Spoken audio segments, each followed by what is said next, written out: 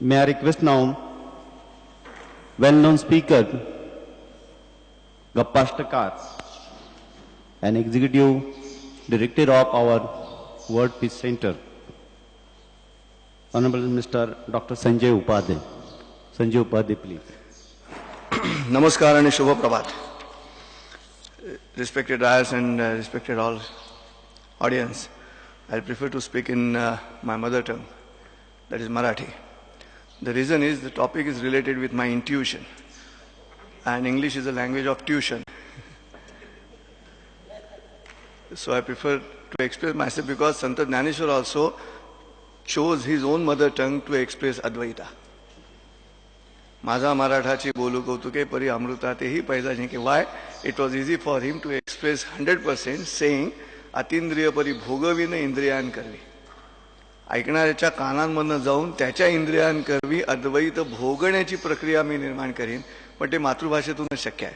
म्हणून मी मातृभाषेतून आपल्याशी संवाद साधणार आहे. दीपक रानडे यांची कल्पना आणि ते स्पीकिंग ट्री नावाचा कॉलम टाइम्स ऑफ इंडियामध्ये लिहितात.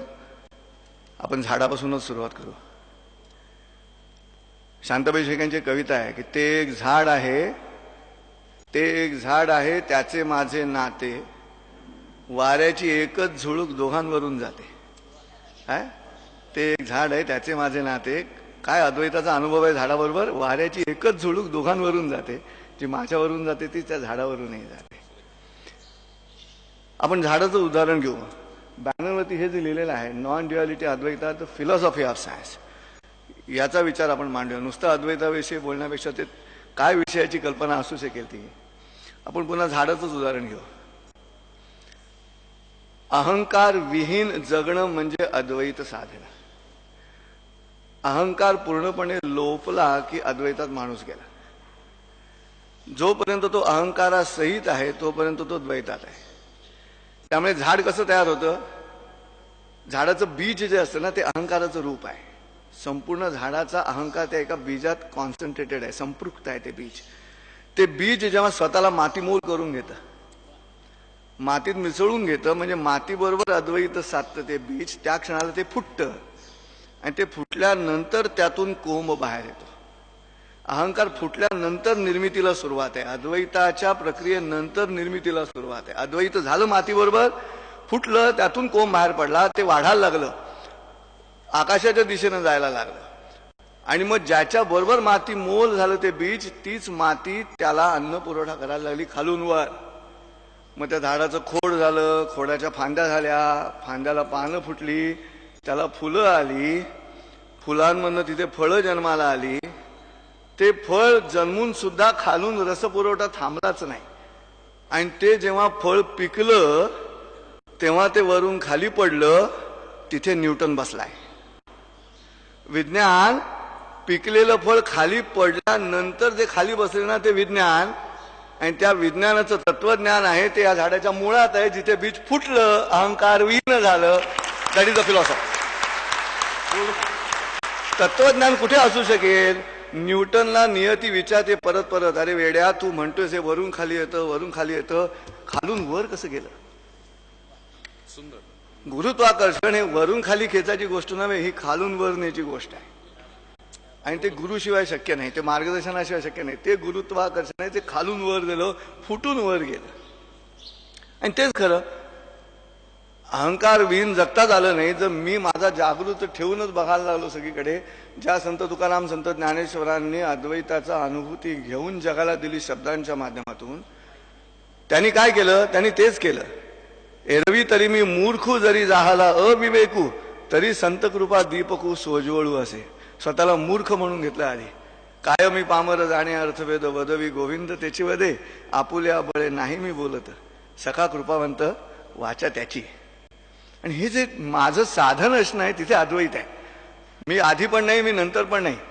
फळ खाली पडलं, पिकल्यानंतर खाली पडलं. मी पण ज्यांचे पक्व फळापरी सहजपणाने गळले हो, जीवन त्यांना कळले हो. मग मी पण आधी फुटला, म्हणजे प्रारंभी बीज फुटलं तिथे, आणि फळ झाल्यानंतरही फुटला. हे राज्य व्हावे हे तो श्रींची इच्छा. हे सगळं श्रेयस्कर आहे, हे ध्येयस्कर नाही आणि प्रेयस्कर पण नाही. हे प्रेयासाठी पण नाही आणि ध्येयासाठी पण नाही, हे करवून घेतलं गेलं माझ्याकडनं, तिथेच अद्वैत कळलं. नाही तर अद्वैत कळलं नाही, मग तत्वज्ञान दडलं कुठे? विज्ञानाचं तत्वज्ञान, न्यूटनचं तत्वज्ञान दडलंय कुठे? तर न्यूटनचं तत्वज्ञान दडले त्या झाडाच्या बीजाच्या अहंकार विहीन होण्यामध्ये. आम्ही सगळेच अहंकार जागृत ठेवून जर इथे माईकवरती बोलणार असू तर अद्वैत आणखीन 100 कॉन्फरन्सेस घेतल्या तरी कळणार नाही. याचं कारण हा जो मी आहे तो मी गेला हा तरच ते अद्वैत लक्षात येणार आहे. आम्हाला टेम्पररी अद्वैतात जाण्यासाठी दारू प्यावी लागते हो.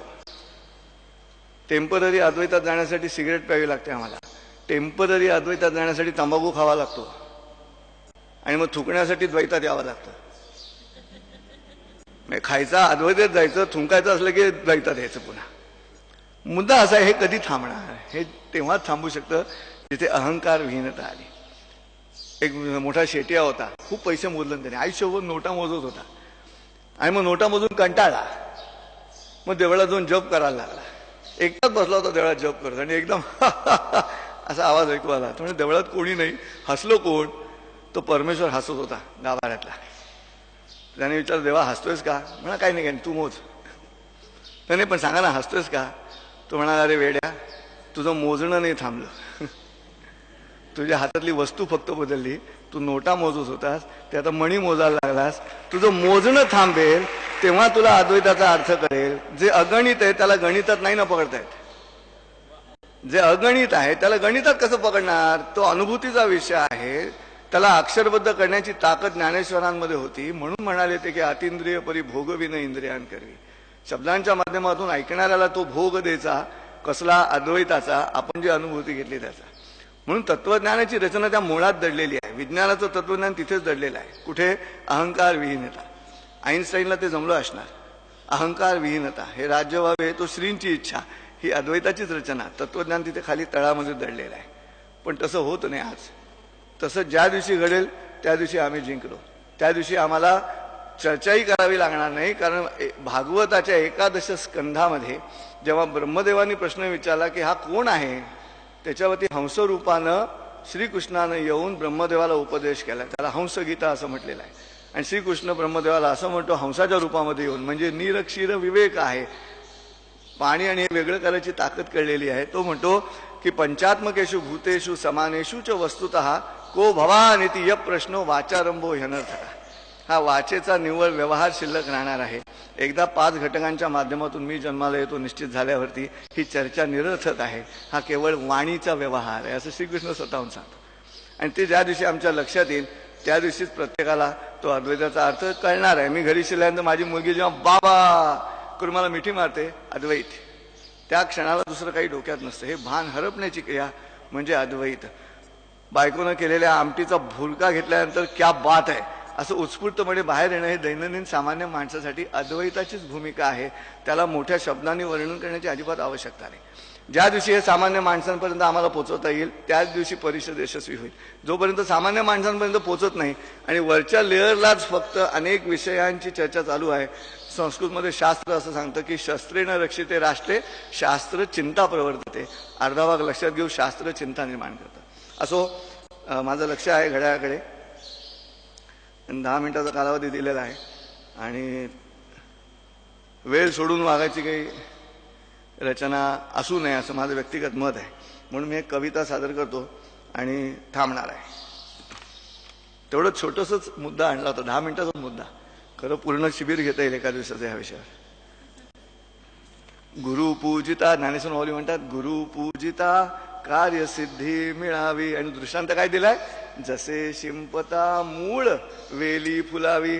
फुलणं हे विज्ञान, शिंपता मूळ तिथे तत्वज्ञान. त्यामुळे ह्या वाक्याचा अर्थ तो आहे फिलॉसॉफी ऑफ सायन्सचा. अहंकार विहीन जगणं, मग कोणाचंही असो. शेवटची कविता. मनपूर्वक धन्यवाद माझे निरागस विचार आपण ऐकल्याबद्दल. जेवढं मला वाटलं तेवढं मी वाटलं. तुम्हाला जेवढं वाटेल तेवढं दुसऱ्याला वाटा. पण आयुष्य गांभीर्यानं घ्यायचा विषय नव्हे, तो सिन्सिअरली घ्यायचा विषय आहे, सिरियसली घ्यायचा विचार नाही. त्यामुळे मी तसाच जगतो. मला कळलेलं अद्वैत या पद्धतीनं मांडण्याचा प्रयत्न करतो. खरं खोटं त्या परमेश्वरालाच ठाऊक. वदवी गोविंद त्याची वदे. असो, शेवटची कविता.